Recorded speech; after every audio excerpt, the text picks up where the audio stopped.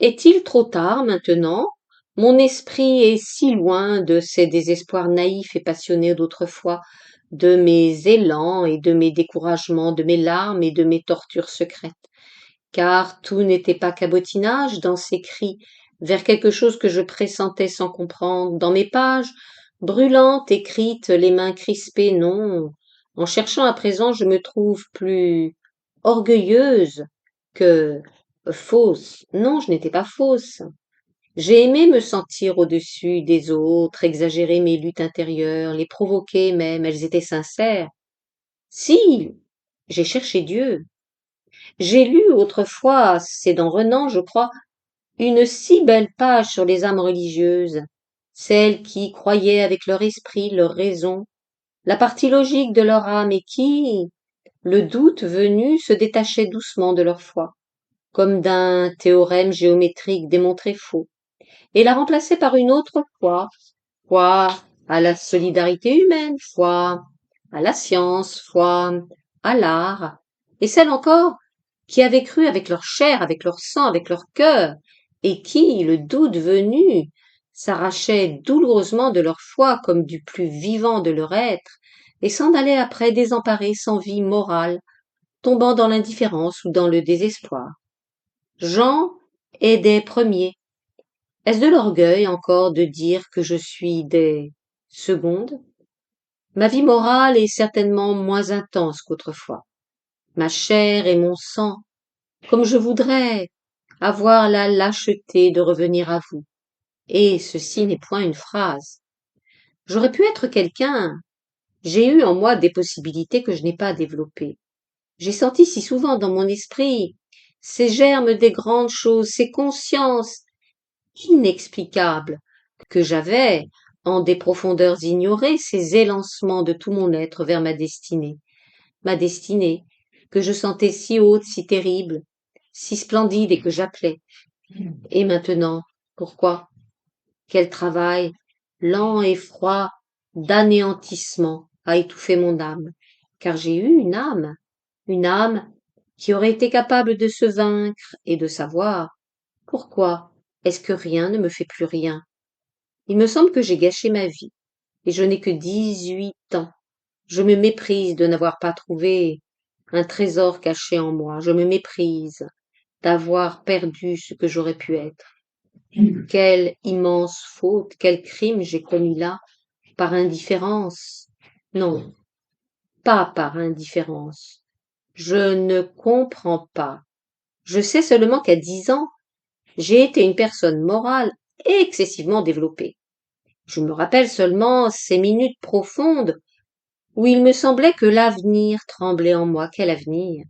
Je sentais des flots de poésie qui me faisaient pleurer sans que je puisse les écrire, ou des idées qui n'avaient jamais été pensées par des enfants traversaient mon esprit, comme des nuages calmes qui viennent de loin, et m'enflammaient, et me faisaient souffrir. Avoir 18 ans est déjà regretter, et c'est ma faute. Jamais plus. Comme c'est cruel. Quel châtiment. Avoir pu être, et ne pas avoir été. Je me rappelle ces mots, guillemets, la récompense est en nous-mêmes, fin de guillemets. Et le châtiment aussi, quelle honte. Si mon père avait voulu. Papa, qui aurait pu créer un esprit, tu ne l'as pas fait, comme je te sens coupable.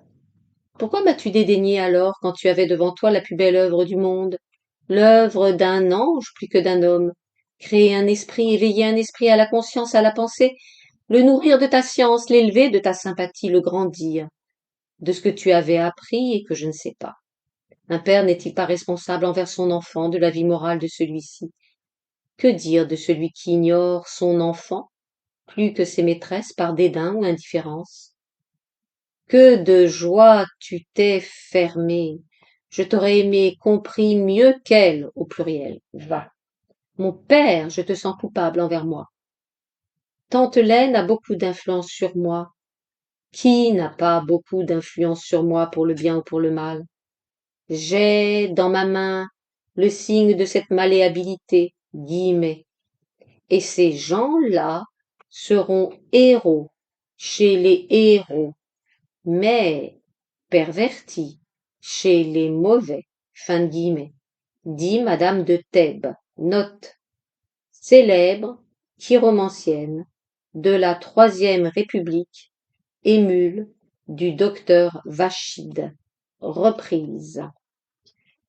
Dit madame de Thèbes en substance, j'ai peur de moi pour plus tard, il y a tellement plus de démons que de saints dans la vie. Je prévois quelquefois avec terreur un être de vice, d'immoralité, m'entraînant facilement à sa suite, sans que rien ne résiste en moi, sans qu'un caractère quelconque s'oppose à ma chute. Je n'ai pas de caractère, que je serais faible pour la grande lutte. Je suis coquette, je ferai des bassesses pour qu'un homme me regarde, et il y a des instants où je me sens la chair d'une fille. C'est une partie de ma nature que de ne jamais se livrer sincèrement. Il n'est pas un de mes mouvements qui soit simple et sans arrière-pensée. Je pensais à cela hier dans le wagon en revenant de Paris, où j'étouffais, avec un boa de plumes blanches au cou, mais il m'allait bien, où j'étouffais. Nous étions nombreux, 2 hommes en face, un à côté de moi, des hommes quelconques, ni beaux, ni striking, frappants, mais dont la seule présence suffisait à me faire désirer passionnément d'être jolie et remuer en moi la chair de fille. Chaque tunnel protégeait de son obscurité mes dents, mordant vite mes lèvres pour les rougir. Je devrais être honteuse d'écrire cela, mais la sincérité envers moi-même est ma sauvegarde. Quand j'eus fini de lire mon journal, je relevai le store près du vasisdas du coin où je me trouvais, et comme la glace était baissée, je mis ma tête tendue devant pour rafraîchir mes yeux, mes joues et mon cou brûlant. Et je fis alors un petit mouvement très simple, qui est tout moi cependant. Comme j'étais de profil, je pris mon menton dans ma main, en mettant 2 doigts sur ma bouche. Je le connais, ce mouvement, et il me connaît.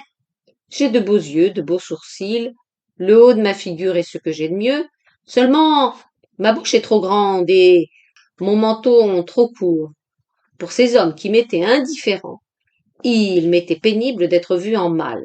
La main pensivement appuyée sur le menton, les 2 doigts caressant la bouche, et de la tête tournée les grands yeux aperçus seulement, suivis du grand nez aristocratique, du nez des Pozzi que je déteste moins maintenant, je sais qu'il a un certain air, et sans la bouche et le menton, je serais heureuse. Oh, la chair de fille! Alors l'air des bois, l'air de la campagne, qui a toujours été un si puissant talisman pour moi, me fouettant le visage avec force, chassa je ne sais comment la chair de fille et me purifia comme toujours. Nulle lecture morale et nul sermon, j'en ai si peu entendu, c'est vrai, n'ont jamais eu, et n'ont sur mon être la puissance morale inouïe qu'a la nature. Les arbres, les blés, le ciel, les champs, le vrai soleil sur les collines, les herbes et leurs parfums de vie mystérieuse qui poussent la sève tout doucement, l'air qui a passé sur les sources et les fleuves, le bruit du vent, sont pour moi comme une onde profonde qui m'enveloppe l'âme et la lave. Parenthèse, ceci est réel. Je ne fais pas des phrases, quoique ça en ait l'air. Fin de parenthèse. Il me semble que je sens le souffle lointain de Dieu. Alors je me méprise pour mes lâchetés, et je suis impitoyable pour la chair de fille. Ainsi hier, devant la fenêtre ouverte du wagon, par où sont entrées brusquement les odeurs des bois de Maison Lafitte, j'ai senti la honte de ce que j'avais été tout le jour, et laissant à nu mon profil accentué, j'ai lentement ôté la main qui cachait ma bouche. 27 juillet 1900, Orgeval, plus 10 jours. Nous avons été hier voir Mucha, note, élève de Jean-Paul Laurens, Gustave Boulanger et Jules Lefebvre, le peintre, Alphonse Mucha, mort en 1939, d'origine tchèque, s'était établi à Paris en 1890. Il y a très rapidement connu la célébrité et joué un rôle important dans le triomphe du moderne style avant de repartir pour Prague en 1910. Nous avons été hier voir Mucha, Madame Goriani, son époux, qui nous présentait Betsy et moi. Mucha, c'est un peintre qui est original, avec beaucoup de talent et dont j'admire les œuvres de loin, comme une gosse qui ne s'y connaît pas. Madame Goriani était très excitée, pauvre femme. Elle comptait lancer un flirt entre lui et moi. Un flirt sérieux pour tout l'été, et son mari, qui a de moi, pourquoi, une drôle d'opinion, en voilà un, que j'ai laissé tranquille, me regardait, en route, d'un petit air fin, qui me crispait. Ça a été très simple. Oh, pas du tout coup de foudre d'aucun côté, pauvre Goriani. D'après ses dessins étranges et sa vision presque religieuse des choses et des femmes, je m'attendais à un autre homme et j'ai été déçu, c'est naturel. Au lieu de l'artiste, un peu dédaigneux et exclusif, voilà un gros garçon blond et mielleux, qui vous serre les mains comme si vous étiez sa providence, et qui a l'air aussi cabotin que ses frères. Zut! 23 août plus un mois. Il fait tiède, il pleut, Gel et Sarraud ont passé le dimanche d'hier ici, note. Félix Gel, ancien secrétaire de Samuel Pozzi, devenu chef de clinique à l'hôpital Broca. Quand Samuel Pozzi fut blessé de 3 balles de revolver par un de ses anciens malades en juin 1918, c'est le docteur Gel, ainsi que les docteurs Robin et Martel, qui l'opérèrent d'une laparotomie sous les yeux de Clémenceau, accouru en ami. Au cours de l'intervention, une hémorragie se déclara et emporta Samuel Pozzi, qui restait conscient, dirigeait les opérations. Reprise. Gel et Sarraud ont passé le dimanche d'hier ici. Gel, intelligent, mais pas d'une intelligence que j'aime. Il est cet homme de science, excessivement catholique et militaire d'esprit. Il a eu des phrases glorifiant le dogme impitoyable qui ont ravi Mame et pas moi. Il est de cette croyance facile et agaçante, fataliste. Pendant tout le déjeuner, ils ont divagué là-dessus avec Sarraud, qui en tenait pour me plaire au libre arbitre, revenant toujours à cette fin. Cela est arrivé, parce qu'il était fatal que cela arrivât, étant donné ceci, cela, etc. Et traite l'homme comme une quantité algébrique, ce que je hais, même si c'est vrai. Ainsi, étant donné toutes les causes possibles contribuant à une action, il est fatal que tel homme accomplisse cette action. Si nous avions toutes les raisons pour lesquelles M. X a agi, nous aurions pu prévoir qu'il agirait ainsi fatalement, sans qu'il lui soit possible d'agir autrement. Si on me demande pourquoi je suis fataliste, je dirais qu'il était fatal que je le sois, de même qu'il est fatal que vous ne me compreniez pas. C'est la vieille Ananké, note. Ananké des Grecs, note. Ananké signifie fatalité, destinée, nécessité. On l'oppose généralement à son équivalent latin fatum, terme que l'on trouve très souvent sous la plume de Catherine Pozzi dans son journal d'adulte. Reprise. C'est la vieille Ananké des Grecs et la providence catholique tenant les fils par quoi remuent les marionnettes humaines. Conception qui, me fut-elle démontrée juste, répugne à mon esprit avec la force que lui ont légué 3 siècles de lignée protestante. Car étant donné ces 3 siècles de vieux huguenots derrière moi, il est fatal, dirait Gel, que je ne le comprenne pas, ce qui est peut-être vrai. Je vais m'éplucher.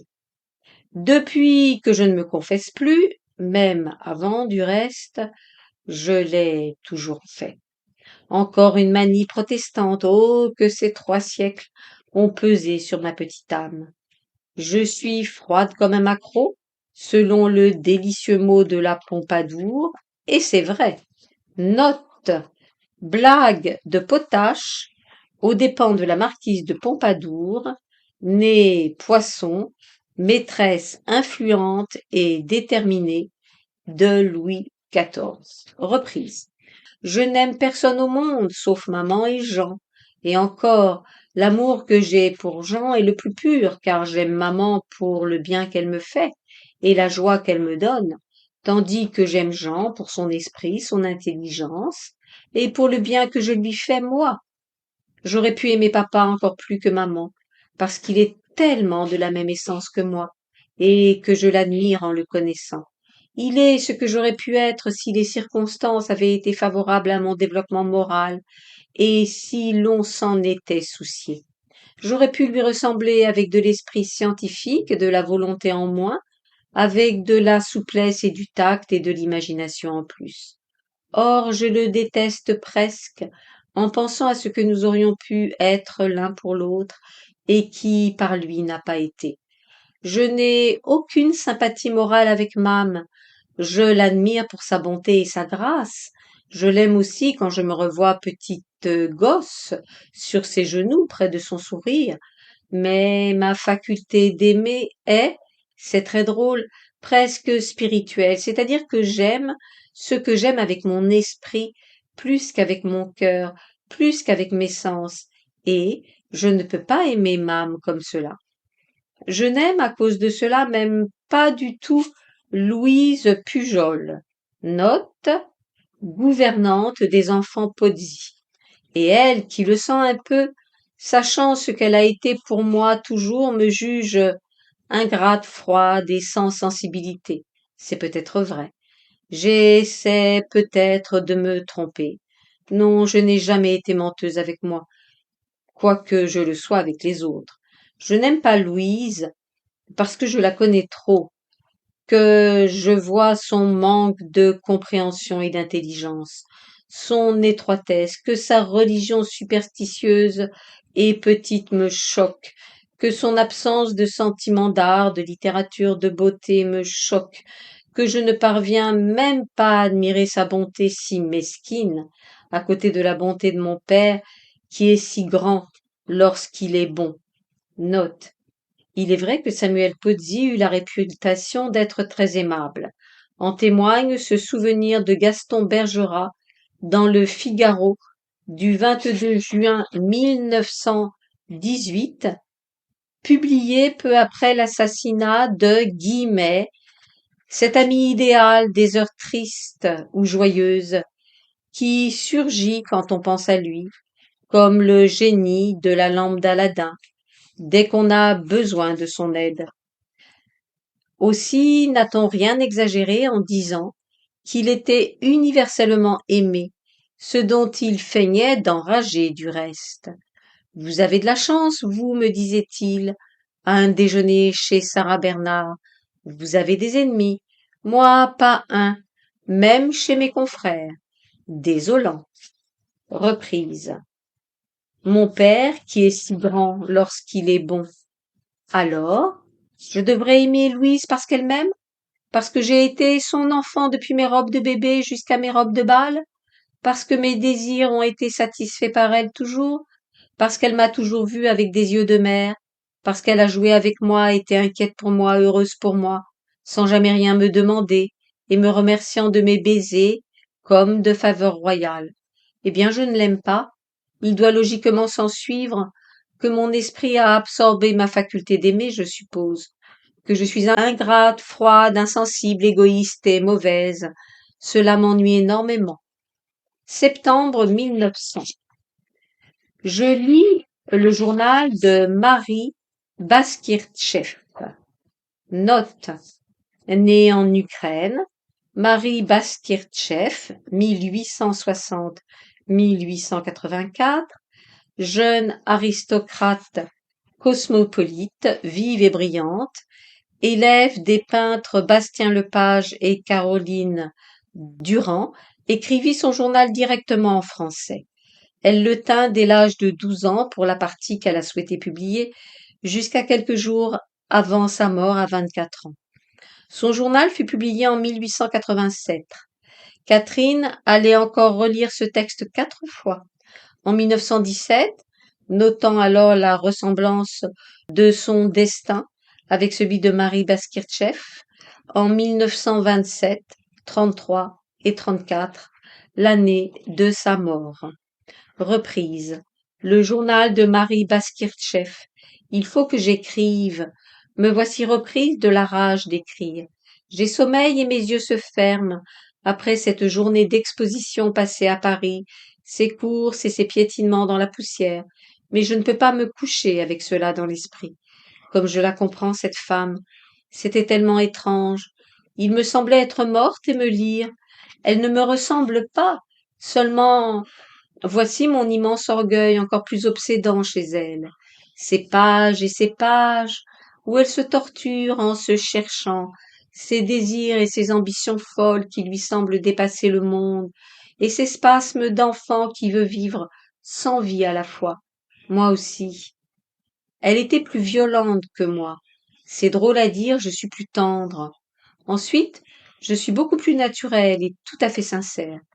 Lorsque j'ai commencé à écrire régulièrement, j'avais 12 ans, je crois, la même idée poignante, guillemets, de ne pas mourir tout entière me tenait. Fin de guillemets. Je me rappelle même un passage où je cite ce journal comme, guillemets, un document intéressant pour la postérité. Fin de guillemets. Je l'ai retrouvé chez elle. Mais ce qui faisait de mon journal l'émotion et l'enthousiasme si touchants, naïfs et sincères, c'était le sentiment religieux profond de mon âme de petite fille. Marie n'a pas connu ces heures désespérées et seules. Elle n'a pas cherché Dieu comme les raisons de sa vie. Son journal, dès le commencement, est composé. Elle essaye de bien écrire, de dire joliment. Si vous existez, indifférent qui me lisez, bon, voilà que je reprends mon style pompier.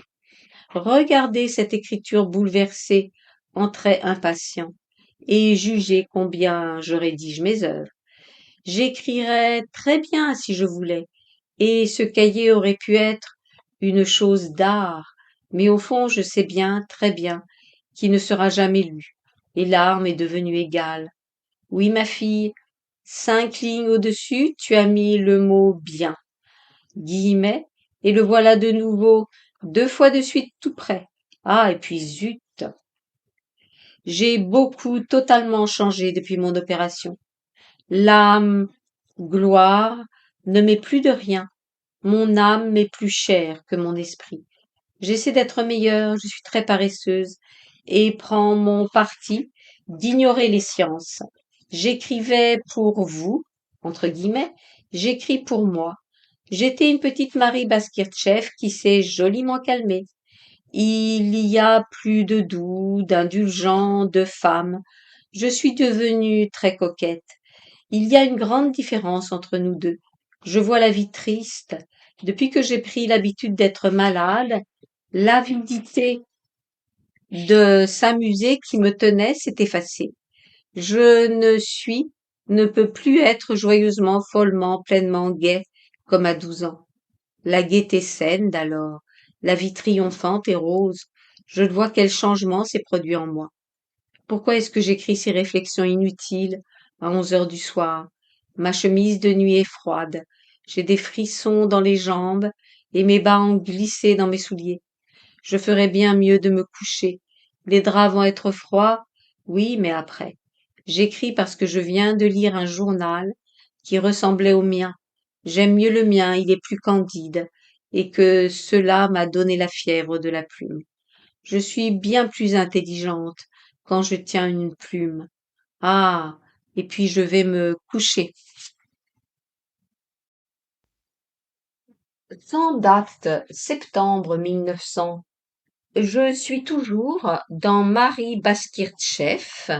C'est une petite créature sans cœur, auprès de laquelle je me fais l'effet d'une sainte embrasée. Elle est flirte terriblement plus que Lydia. Dès 13 ans, un grand amour emphasé, enflammé pour un comte H. Note: Marie Baskitchev parle effectivement dès les toutes premières pages de son journal, alors qu'elle n'a que 12 ans, d'un certain duc de H qu'elle aime d'amour, même s'il ne séjourne à Nice, où elle est en villégiature avec sa tante, que pour s'exercer au tir au pigeon, en compagnie de sa maîtresse. Reprise pour un compte H, durant 3 années de journal, elle se joue les grandes amoureuses en paragraphes retentissants, drôles, vifs, hystériques, colériques. Ce sont des apostrophes à Dieu, ordonnant un bonheur immédiat et toutes les joies de la terre. Sans ça, elle ne sait pas ce qu'elle fera. Dieu ne l'exaucant pas au point de vue du comte H, elle se roule par terre, dans des crises d'enfant furieux. Elle a du reste la sincérité d'avouer quelques années plus tard que tout ça c'est du roman. Merci de la vie. Je me rappelle avoir eu un ou deux de ces amours, aussi injustifiés qu'incompris de 11 à 16, mais j'en ai sans doute senti toujours le ridicule, la faiblesse, l'inconstance, car jamais ces malheureuses pages ne s'en sont trouvées accablées. Je viens de chercher quelques épanchements sentimentaux au commencement de ce livre, et je n'ai trouvé au 17 avril 1898. Note, ces pages ont été arrachées du cahier 98-1900. Que l'aube du flirt avec Babu, ce grand beau garçon blond, maigre, fat, drôle, vicieux, crétin, chic, poseur, flirt platonique et facile, surtout de son côté, car mea culpa, j'étais plus excitée que lui, qui se fichait de moi tant qu'il pouvait. Je l'ai vu enfin avec douleur plus tard. Nous disons donc, ce flirt commence le 17 avril 1898 sur un air gamin qui fuit, change, s'aggrave, 28 juin, et s'attendrit, novembre, pour faire place au silence de novembre 98 à maintenant. Je n'ai rien d'autre à me reprocher, suis vraiment la Vierge forte, pour toujours avec l'aide de ma volonté. Marie Baskirtchev, elle, va plus loin. Après H, c'est un conte romain, note. En 1876, alors qu'elle est à Rome avec sa mère, Marie Baskirtchev s'éprend du jeune comte Pietro A, neveu du cardinal, avec celui qu'elle appelle le cardinalino. Elle flirte, tout en le faisant habilement languir. Il est même question de mariage jusqu'au jour où il la déçoit définitivement. Reprise. C'est un conte romain, très réel celui-là, et à qui elle se repent plus tard d'avoir donné sans l'aimer ses mains, ses yeux, ses cheveux, sa bouche. C'est tout par bonheur. Elle était si jolie. Son portrait est encore d'un charme prenant. Je me représente l'éclat de ses grands yeux gris, dans cette petite figure ronde, rose, blanche, ce nez droit, délicat, cette bouche sérieuse, fine, ce menton volontaire, gracieux, sur ce cou mince, souple, blanc. Tout est parfait, intelligent, séduisant. Comment ne pouvait-elle pas être coquette? Je ne le suis pas dans ce sens-là. Je ne m'amuse pas à torturer les hommes, à les rendre fous, mais le pourrais-je? Je me vois si bien tel que je suis.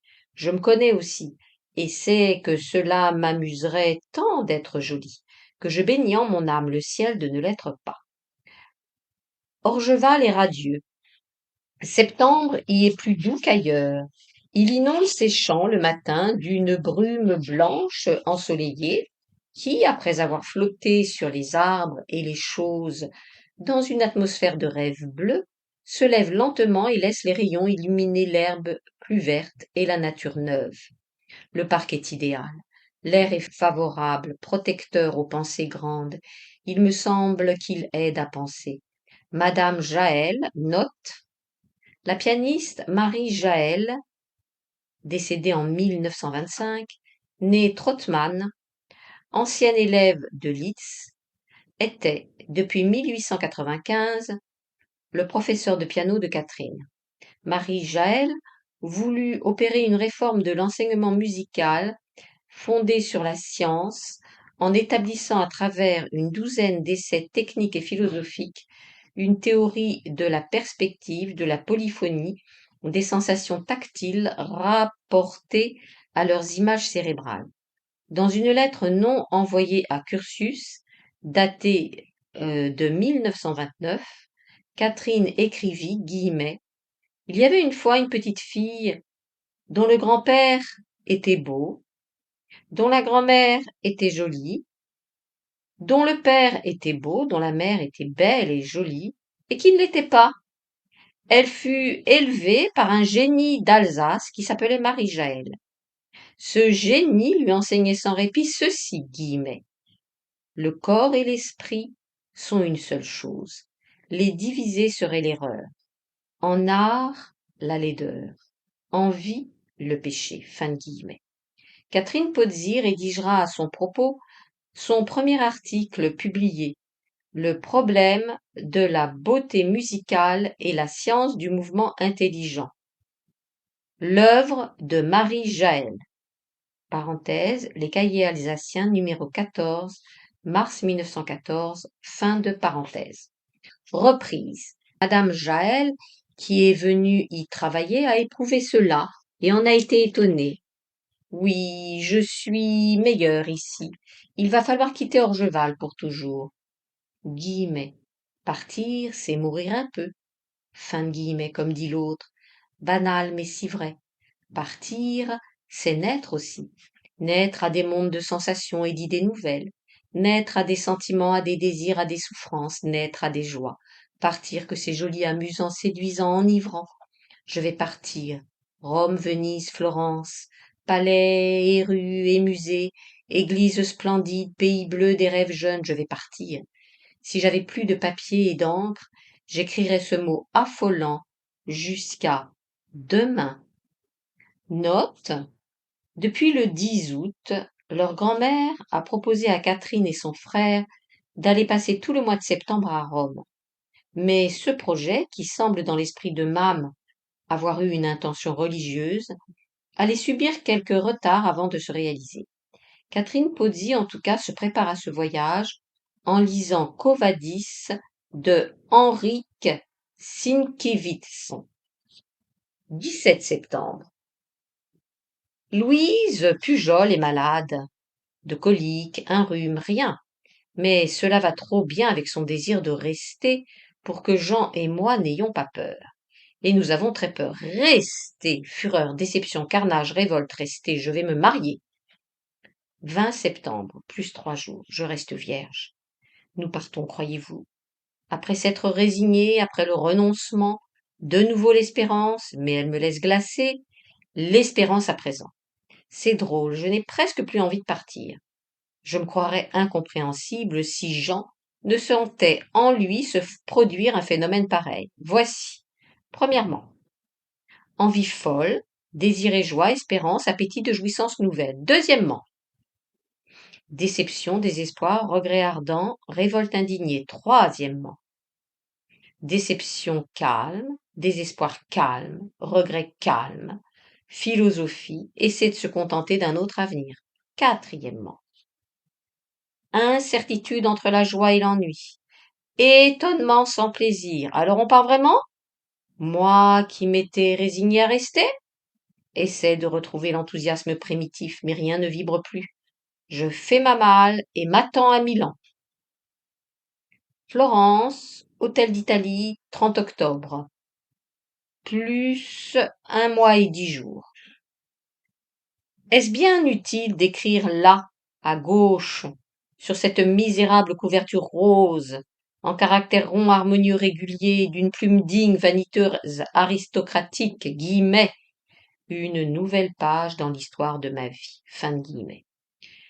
Chacun des cahiers de couleurs et de prix divers qui furent appelés jusqu'ici à recevoir, garder, transmettre aux générations reculées, les plus considérables des effluves mystérieuses et profondes de mon âme, s'ouvre par un prélude en mode grandiloquemment ému. Guillemets.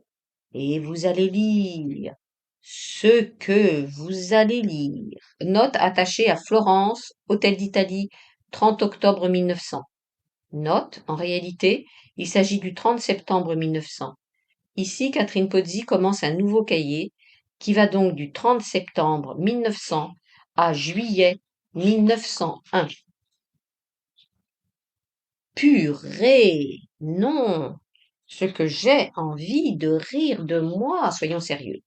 Ce cahier a des dehors piteux. Nous allons l'emplir de telles choses que les bibliothèques rétrospectives des siècles prochains se l'arracheront si l'encre tient encore. Et si elle ne tient plus, ils la feront revenir sous des acides, des oxydes, des drogues, dont les formules dorment encore entre les circonvolutions des cerveaux futurs. Certainement, si je peux soutenir encore ce style épatant, pendant 60 pages, ma réputation est faite. Silence. Je ne me suis pas assise à cette table pour écrire des bêtises. C'est drôle. Dès que j'ai une plume, voilà que ça parte. Ça court, ça file, ça ne s'arrête plus, ça dit des tas de choses inutiles. Y a pas de plan, quoi. Mais je me fiche du lecteur. Non, je ne m'en fiche pas du tout puisque ça sera moi. Mais j'aime ça, moi. Je m'y retrouve avec ce talent si pittoresque, mouvementé, naturel, facile, gracieux qui est le mien. Je m'aime, chérie, mais non! Je ne me suis pas assise là pour écrire ça, zut! Tiens, je pense à ceci, c'est drôle, je l'écris vite. Ça sera tout. Je parle maintenant un argot bizarre parisien de 1900 qui sera joliment vieux et bête et pas rigolo en 1920. Si je me relis alors, rirai-je? Dirais-je, guillemets, non, elle parlait comme cela. Fin de guillemets. Ne comprendrais-je plus? Si, je comprendrais. On comprend bien Rabelais et Montaigne et les autres. Et puis, je vais tâcher de parler français. Maman trouve mon langage horrible, collégien, mal élevé, pas chic. Je le quitte. Maman. Pauvre Lala. Note. Nouveau surnom que Catherine donna alors à sa mère. Comme il me tarde de la revoir. Je souligne cela parce que quand je suis partie, je n'aurais pu croire que j'aurais 10 jours après le Heimweh, mal du pays. À ce point. J'ai faim et soif d'embrasser maman et de m'asseoir sur ses genoux et de sentir son parfum et de l'entendre. Et je suis fatiguée. Si fatiguée. 4 jours à Venise, plus remuant que les 3 mois d'Orgeval, partir le matin à 8h30 en gondole en vapeur pour des églises, des musées, des monuments, rentrer déjeuner mal, repartir tout de suite sans égard pour la, jadis si soignée petite digestion, revoir encore des tableaux, des statues, marcher, s'asseoir, se relever, remarcher, faire des efforts d'esprit considérables, se trouver ignorante devant les Titiens et bête devant les Piazzetta, c'est ça qui est fatigant. Je ne me crois intelligente que quand j'écris, car j'ai assez de goût pour comprendre que j'écris bien. Je dis, guillemets, je ne me crois, fin de guillemets, car ma famille, mes amis, éblouis de quoi, passent leur temps à me répéter que j'ai un esprit d'homme, hélas. J'aurais pu peut-être, mais savez-vous ce que c'est que mon esprit d'homme? Un esprit raté. Note. Cette phrase est soulignée 3 fois par Catherine. Un esprit capable de sentir, de penser, de deviner, de vibrer, de créer, et qui ne vibre, ne devine, ne pense, ni ne crée par paresse. Paresse. Quelle tristesse. Tiens, ça rime. Mais je ne ris pas, vous savez, c'est la plaie qu'on ne sait pas qui saigne fort intérieurement, que je touche quelquefois pour la réveiller, pour sentir si elle est là, car tant qu'elle fera mal, je ne serai pas perdue. Ma terrible plaie chérie. Venise. Je suis seule, n'est-ce pas? Personne ne regarde. Eh bien, Venise a été une déception. Les causes sont complexes. D'abord, tu y avais trop rêvé. C'est très mauvais de rêver ainsi de Venise ou Florence ou n'importe quoi. Une ville, une femme, un livre, un tableau, une statue, avant d'avoir vu, parce qu'on rêve, non seulement plus beau, mais plus en harmonie avec nous. Comme c'est profond cela, je ne l'aurais jamais trouvé sans plume. Pour qu'une chose vous plaise, vous fasse vibrer, il faut non seulement qu'elle soit belle, mais que cette beauté corresponde, tienne, réveille une beauté sœur qui est en vous. Non, ce n'est pas possible que j'ai trouvé cela, moi. Il y a un être que je ne vois pas et qui m'explique et m'aide. C'est pour cela que je deviens meilleure quand j'écris. Cette beauté sœur, Venise ne l'a pas émue en moi. D'abord simplement parce que je ne suis pas faite pour être en harmonie avec la beauté de Venise. Plus tard, peut-être, quand j'aurai changé, quand je me serai transformée, obéissant à la loi mystérieuse qui développe les âmes, arriverai-je au moment où je comprendrai Venise. Maintenant, je ne puis pleurer devant elle. Moi, qu'un paysage fait si facilement pleurer, moi qui me mordais les lèvres et serrais mes mains, pour ne pas sangloter devant les collines de Florence couvertes d'oliviers pâles hier. Et puis c'est Cook, C-O-O-K, note. Catherine dit en 1900 c'est Cook, comme on dirait aujourd'hui, c'est Jean du club Méditerranée. reprise. Et puis ces cooks, cette population immonde, laide à plaisir, laide exprès, laide bêtement, communément, ces grandes Anglaises, sèches, rêches, prudes, étroites, mesquines, vaniteuses, sans rien de gracieux, de doux, ces Anglais orgueilleux, froids, insensibles, égoïstes, idiots, suffisants, ces Allemands, lourds, commerciaux, d'un sentimentalisme plat, ces Allemandes, qui traînent devant les plus nobles splendeurs leurs mufles de génisse et leurs petits ventres bondissants, ces Russes, et ces Américains, ces Français, qui humilient la France, tous vêtus de complets à carreaux, d'étoffes anglaises solides, intachables, insalissables, inusables, dont la seule vue abîme les yeux sensibles, laisse imprimer sur la rétine, pendant d'interminables minutes après leur disparition, la photographie de couleurs barbares. Ces êtres, qui ne sont plus des individus, et qui prennent joie à paraître troupeaux, empestant l'atmosphère de leur respiration sale, gâtant le pays de leur silhouette vilaine, faisant irruption avec fracas et bêtise dans les pures églises de marbre, outragés de leur laideur. Ces êtres, qui sont partout toujours, cohus, dans les petites rues pittoresques, files lentes et longues dans les canaux, foulent dans les musées, nuées dans les palais. Ces êtres, oh ces êtres. Je suis maladivement sensible à mon entourage. Une parole malheureuse prononcée par l'un d'eux tandis que je tâche de comprendre, c'est fini. L'un d'eux aperçu sur la piazzetta et le charme part. L'un d'eux en gondole sur un canal rose et le canal devient ridicule. Et ils sont des milliers. 1er octobre. Nous partons pour Rome ce soir à 6 heures. Nous y serons à 11h20, la dernière étape. Dieu merci, je suis éreintée.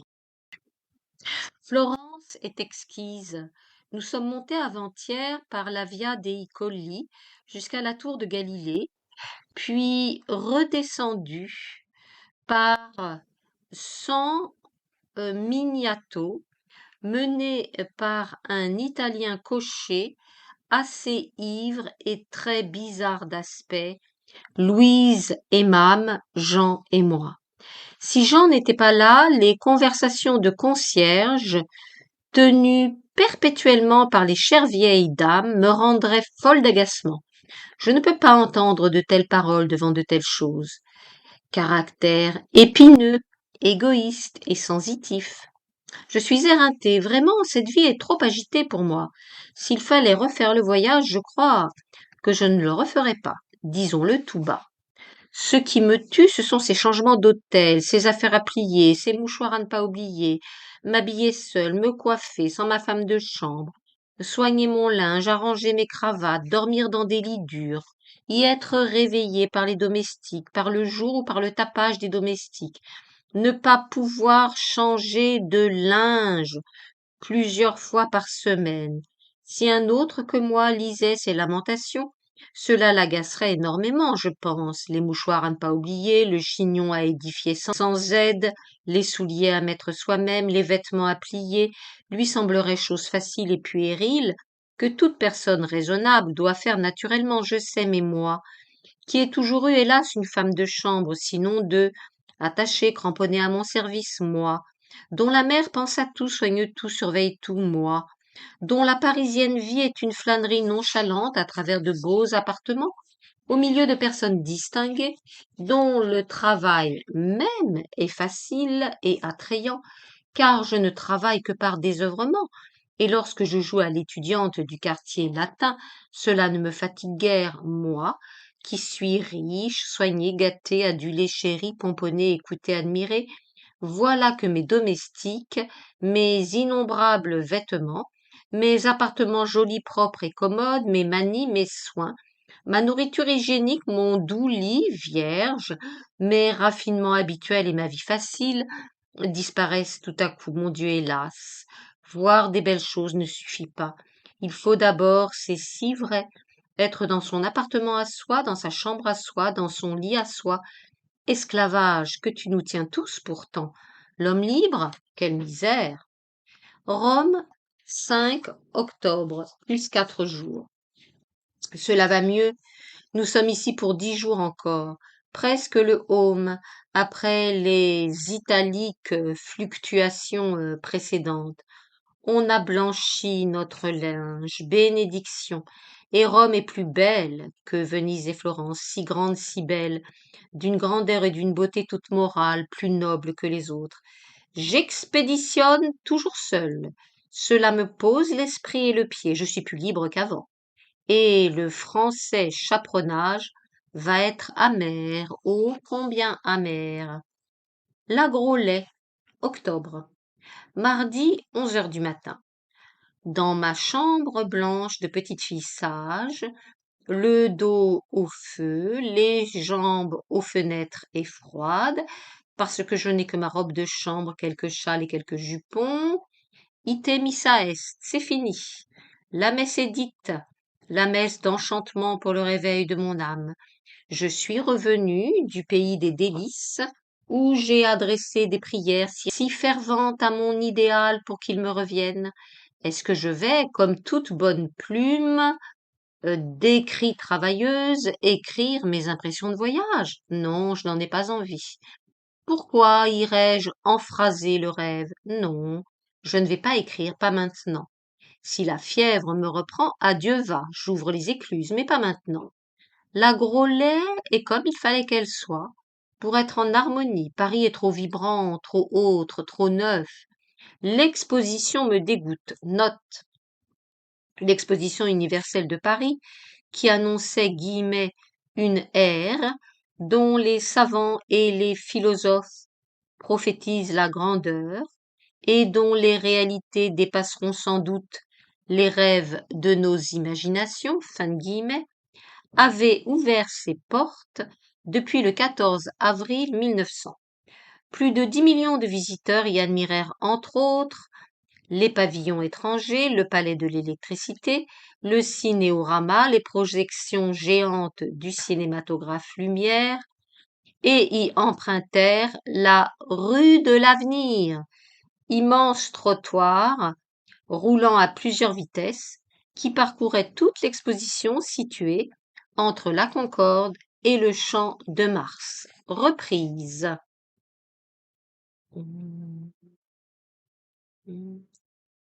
L'exposition me dégoûte parce que je n'en comprends pas les découvertes en sciences, machines, etc. et que le reste est foire. Ce pays est bien, la Gros lait, que tu es donc jolie. Il a plu quand il fallait, le soleil a brillé quand il fallait, la rosée est tombée du ciel quand il fallait, et tout cela nous a composé la plus exquise campagne. Les immenses prés luisent, vert tendre, vert bleu, vert gras, vert noir, vert éclatant, vert doux, guillemets, une symphonie de verts, fin de guillemets, comme dirait l'unique sarrau, S-A-2-R-A-U, du vert mou et vivant que l'on voudrait toucher tant c'est une caresse. Les arbres sont gris, roux, or, blanc, jaune, dans de l'air pâle et cependant plein de soleil. Les vignes croulent sous les raisins, nul ne se souvient d'une récolte pareille, il n'y a plus de tonneaux dans le pays, et plus assez d'hommes pour vendanger. C'est un pays de cocagne. Je vois en pensée des ruisseaux de vin coulant le long des routes, et tout le monde ivre, mais le raisin se pourrit déjà. Voici un mois que l'on vendange, 50 travailleurs tous les jours, et ils n'ont pas fini. Il y aura des frais énormes, surtout chez nous, où cela va comme ça veut. Vendredi 26 octobre. Nous partons lundi déjà. J'aurai passé 10 jours ici. Maman n'est pas bien. C'est très triste. Son ancien mal l'a reprise à la suite des éreintements de cet hiver, où elle a reçu des cohues de 300 personnes en soirée presque toutes les semaines. Note. Pendant l'hiver et le printemps de 1900, les Pozzi ont en effet organisé à leur nouveau domicile du 47 avenue d'Iéna toute une série de dîners suivis de soirées artistiques animées par des connaissances de Samuel, comme Mounet Sully, Coquelin Cadet, Marie Marcilly, etc. Reprise. Et puis les courses, les essayages, les visites, les choses de la maison à surveiller, les dîners à combiner tous les soirs, passés dans un salon d'amis chics qui vous assomme. Enfin la vie de Paris mondain la plus tuante du monde, surtout quand ça ne vous amuse pas. Maman avait eu de l'ovarite autrefois. Elle était restée 3 ans étendue sans se lever jamais de sa chaise longue. Note. Il faut remarquer que l'ovarite récalcitrante et démonstrative de la mère de Catherine donna beaucoup de fil à retordre à son mari, dont les succès en la matière défrayaient pourtant la chronique médicale et mondaine. Thérèse Pozzi allait être opérée en mars 1901. Reprise. Je m'en rappelle. J'étais alors l'étrange petite créature fluette, terriblement brune, qui regardait le monde avec des frissons, en ouvrant fort d'immenses yeux et une bouche immense. Il me semble que j'étais plus sensible qu'à présent. Je suis comme le pain qui durcit en vieillissant. Hélas, mais j'aime de tout mon cœur maman encore. Je n'aime qu'elle et Jean au monde, et je l'aime plus que Jean. Mon Dieu, ne me châtiez pas de mon âme froide en me forçant à pleurer pour elle, en la voyant souffrir. Dimanche 28 octobre. Nous ne partons que mardi. Je suis allée jouer au tennis chez les Delabattu. J'ai joué très mal, je suis en colère. Pourquoi mes dents sont-elles de travers? Vénus, Aphrodite, Kypris, Astarté, note. Nom de la mythologie grecque et latine, désignant tous Vénus que l'on retrouve chez Musset, comme chez Charles le comte de Lille, José Maria de Heredia, Henri de Régnier, mais encore chez Pierre Louys, dans certains de ses livres à succès, comme les chansons de Bilitis 1894 ou Aphrodite 1896, et même plus près de Catherine chez Anna de Noailles. Reprise. Kypris, Astarté, vole ici près de cette table couverte de mouchoirs sales et de papier ancré. Pose-toi dans une petite place libre entre la cheminée et moi, et regarde pure et blanche la misérable fille sans race et sans pays, en proie aux plus terribles passions devant son triste miroir. Divine, parfaite, harmonieuse, redoutable, touche mon corps d'un doigt fluide, souris à mes yeux désespérés. Infuse-moi de ton exquise essence, Vénus. Je t'appelle, je crois en toi en ce moment. Véritablement, j'y crois. Écoute, je veux un menton plus long et plus volontaire, je veux des dents symétriquement rangées, je veux une bouche plus petite, je veux un peu d'embonpoint, je veux une peau éclatante et des reflets dorés dans mes cheveux, je veux être une harmonie, Aphrodite, parce que j'aime comme ma mère ta patrie adorable, parce que ma pensée a si souvent passé entre les vallées mystérieuses, au fond de tes montagnes violettes et bleues sur les plages lumineuses où chanter, parce que volupté des hommes, j'ai même appris un jour littéraire l'alphabet grec, avec l'intention de savoir lire Homère dans le texte, parce qu'en ce siècle sans éclat, je comprends la poésie, j'aime la beauté, parce que j'ai souhaité aussi naître. Suivent des vers en italique. Note en bas de page. Catherine cite ici l'un des poèmes antiques de Lecomte de Lille, intitulé La Vénus de Milo. Lecture. Dans le saint archipel, au siècle glorieux où la terre inspirée voyait le ciel descendre à son premier appel. Note en bas de page, plus complètement ce sera bienheureux les enfants de l'Hélade sacrée. Oh, que ne suis-je né dans le saint archipel, au siècle glorieux où la terre inspirée voyait les cieux descendre à son premier appel. Suite. Pour tout cela, écoute, viens, exauce. C'est si peu de choses, des dents droites, un menton plus long, ô splendide. Voilà 2000 ans qu'on ne te prie plus. Fais un petit effort, tu devrais être très flatté au contraire. Je crois qu'elle me comprendra mieux en vers. C'est une invocation, je vais y mettre toutes les formes. Voici dans une boîte en fer blanc des sucres d'orge fadas, dont de Renouleau père, pharmacien.